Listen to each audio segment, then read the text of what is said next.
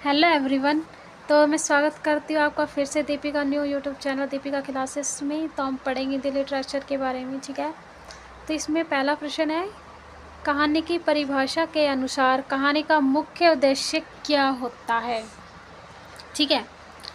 तो भाई इसमें बता रहा है ऑप्शन ए मनोरंजन, ऑप्शन बी शिक्षा देना, ऑप्शन सी अनुभव का वर्णन, ऑप्शन डी सभी उपरोक्त सभी, ठीक है। तो भाई इसमें बता रहे सभी उपरोक्त, ठीक है। क्यों है तो जब कहानी आती है परिभाषा वो हमारे एक मनोरंजन करती है, ठीक है, हमें शिक्षा देती है एक तरह से कि हमारे जैसे हो गया। तो इसका ऑप्शन होगा डी। तो ऑप्शन नंबर 2, कहानी के कौन कौन से प्रमुख तत्व होते हैं? पात्र, कथानक, संवाद, पृष्ठभूमि, शैली, वर्णन, या दोनों है या केवल पात्र संवाद है? तो इसमें दोनों आएगा। क्यों आएगा? क्योंकि कहानी होती है वो एक तरह से हमारा मनोरंजन कराती है, हमें एक शैली के बारे में बताती है, पृष्ठभूमि के बारे में, पात्र के बारे में, कथा के बारे में, हमें स्वाद यानी कि सभी का वर्णन करती है मिलके। इसीलिए इसका ऑप्शन आएगा सी, ठीक है। तो अपन प्रश्न नंबर 3, हिंदी कहानी के विकास का प्रारंभिक काल किसे माना जाता है? तो ये बहुत ही महत्वपूर्ण प्रश्न है। ये भारत तेंदु युग, ये वो वेरी इम्पोर्टेंट क्वेश्चन है जो आपके एग्जाम में 100% आएगा, ठीक है। तो आपको इसको नोट करना है। प्रश्न संख्या 4, प्रेमचंद को हिंदी कहानी का जनक क्यों कहा जाता है? भाई ये भी वेरी इम्पोर्टेंट है। तो इसके बारे में पहले हमें ये जानना होगा कि प्रेमचंद को हिंदी कहानी का जनक क्यों कहा जाता है। तो मुंशी प्रेमचंद को हिंदी कहानी का जनक माना जाता है क्योंकि इन्होंने हिंदी कहानी को एक नई दिशा दी। उन्होंने अपनी कहानियों में यथार्थ को अपनाया और सामाजिक समस्या, ग्रामीण जीवन और आम आदमी के संघर्षों को उजागर किया, ठीक है। फिर उसने प्रेमचंद से पहले हिंदी साहित्य में यानी हिंदी लिटरेचर में ज़्यादातर धार्मिक, पौराणिक या काल्पनिक कहानी लिखी थी। प्रेमचंद ने अपनी कहानी में यथार्थी चित्रण किया जिससे कहानियाँ अधिक प्रासंगिक, प्रभावशाली मानी जाती है। उसे अपनी कहानी का सामाजिक गुरु जैसे कि गरीबी है, जातिवाद, उत्पीड़न पर प्रकाश डाला था इसने, जिसकी वजह से पाठक एवं समाज में बदलाव आया था, ठीक है। तो इसने 5 चीज़ें और लिखी थी, रचना की थी, यथार्थ, सामाजिक समस्या, ग्रामीण जीवन, गाँव आदमी भाषा, ठीक है। तो आपको है ना ये पूरा जानना बहुत ही ज़रूरी है, ठीक है। तो इसका ऑप्शन ए है, उन्होंने यथार्थवादी कहानियाँ लिखी थी। तो मैंने इसको पूरे से एक डेफिनेशन आपको बता दी है, आई होप आपको समझ में आ गया होगा, ठीक है। तो इसका होगा ए। प्रश्न संख्या 5, तो भाई कहानी में संवाद का महत्व क्या है? तो इसमें बता रहा है भाई सभी। ऑप्शन ए कहानी को रोचक बनाना, ऑप्शन बी पात्रों के चरित्र को उभारना, ऑप्शन सी कथानक को आगे बढ़ाना, ऑप्शन डी उपरोक्त सभी। ये संवाद का महत्व होता है, कहानी को रोचक बनाता है, ये पत्र लिखता है, हमें आगे बढ़ने की प्रेरणा देता है, हमें अलग तरह के ज्ञान यानी हमारे समाज में क्या हो रहा है क्या नहीं इसके बारे में हमें जानकारी देते हैं। तो इसका आंसर हो जाएगा ऑप्शन डी।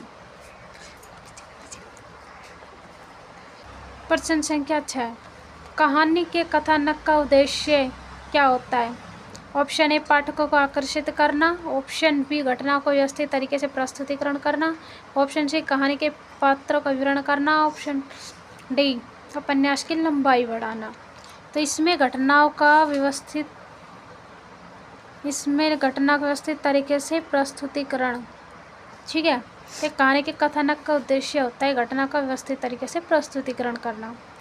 प्रश्न संख्या 7, कहानी में पात्रों की भूमिका क्यों महत्वपूर्ण है? ये महत्वपूर्ण होती है, इसमें तो भाई साहब ये आएगा, ठीक है। ये तो पढ़ने से पता चल रहा है आपको। ये कहानी को संदेश फैलाता, मैंने आपको पहले ही बताया था कि हमें आसपास होने वाली घटनाओं के बारे में पता चलता है, हमें क्या फ़ायदा हो रहा है पता चलता है, हमारे समाज में क्या भूमिका है, किसकी क्या प्रेरणा होती है, हमें इसके बारे में जानकारी मिलती है। तो इसका ऑप्शन डी होगा, ठीक है। तो प्रश्न संख्या 8, कहानी की शैली का क्या प्रभाव होता है? इसमें भाई सभी है, ये तो आपको प्रश्न से पता चल रहा है, ठीक है। कहानी को प्रभावनात्मक बनाना, कहानी प्रेरणादायक बनाना, कहानी के संदेश को प्रभावी बनाना, तो इसमें भाई डी आएगा। प्रश्न संख्या 9, हिंदी कहानी शब्द का पहला प्रयोग किसने किया था? तो ये वेरी सिंपल है, लेकिन इसको आप बताओगे, इसको मैं नहीं बताऊंगी, ठीक है। इसके बारे में आपको बताना है। प्रेमचंद की यथार्थवादी कहानी का मुख्य उद्देश्य क्या था? क्या होता है ये नहीं पूछा, क्या था यानी पहले था, पहले क्या होता था। प्रेमचंद की यथार्थवादी कहानी, तो इसमें समाज की कुरीतियों का पर्दाफाश करना, महान व्यक्तियों का निर्माण करना, या काल्पनिक कथाएं प्रस्तुत करना, या केवल मनोरंजन करना। तो भाई प्रेमचंद की यथार्थवादी का इसकी उद्देश्य तो ये है कि इसने अपने समाज में बहुत ही इसने आंदोलन छेड़े थे, तो उसने आंदोलन को में भी इनका सहयोग रहा था। इन्होंने पहले हमें समाज के प्रति इसने जो हमें प्रेरणा दी थी, हमें उसका पता चला था। तो एक तरह से देखा जाए तो इसने समाज की कुरीतियों का पर्दाफाश करना, तो ऑप्शन ए आएगा। कहानी की शुरुआत में किसका वर्णन किया जाता है?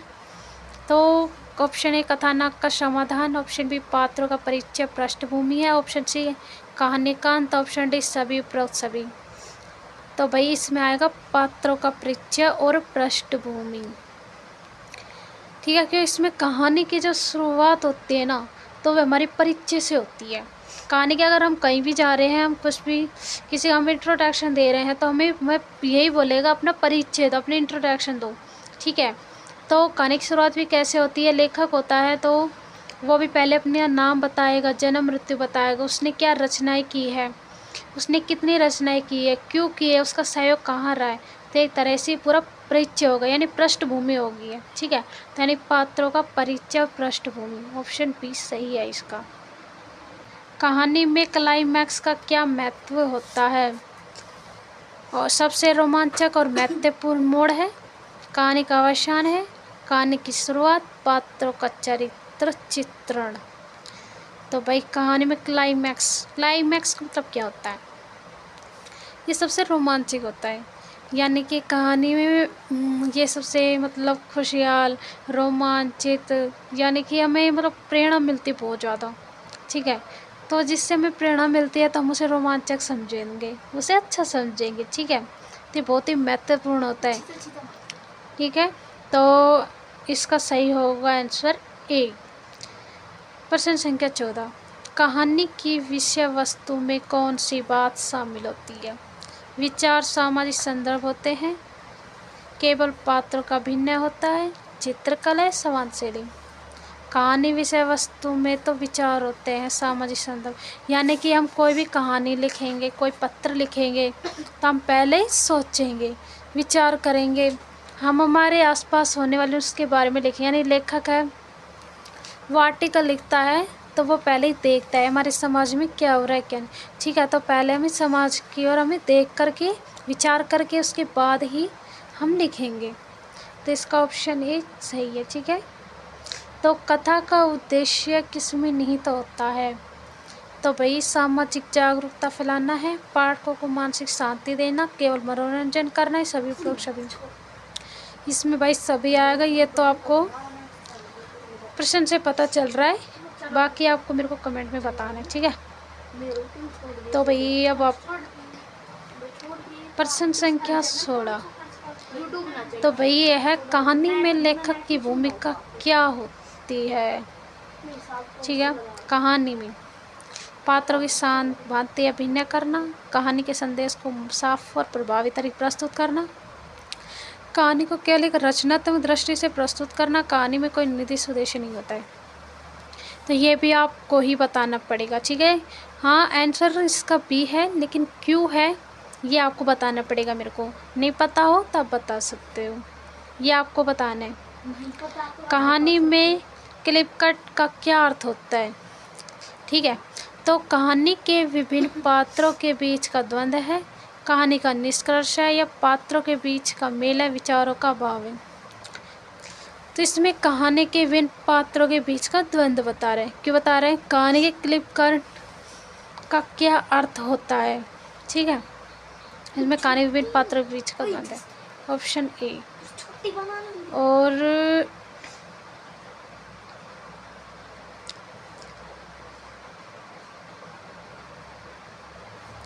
कहानी के कथानक में प्रोफाइल का क्या अर्थ होता है? नहीं सॉरी, आपको ये पहले 18 क्लियर करना होगा।